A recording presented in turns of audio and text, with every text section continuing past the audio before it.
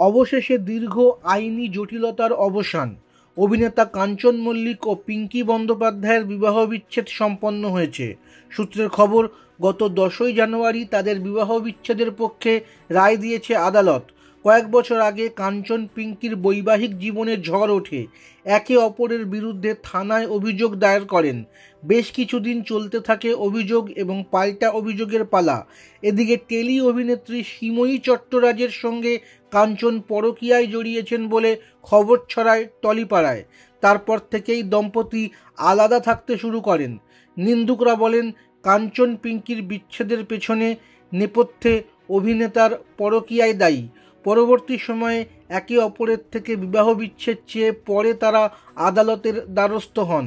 অবশেষে গত মাসে যুগলের আইনি বিচ্ছেদ সম্পন্ন হয়েছে। টলিপাড়ায় এরকম খবরও শোনা যাচ্ছে যে বিবাহ বিচ্ছেদ পেতে পিঙ্কিকে মোটা টাকা খোরপোশ দিতে হয়েছে কাঞ্চনকে। কাঞ্চন পিঙ্কির পুত্র ওশ এখনও প্রাপ্তবয়স্ক হয়নি, তাই আপাতত আদালত তাকে মায়ের সঙ্গেই থাকার অনুমতি দিয়েছে।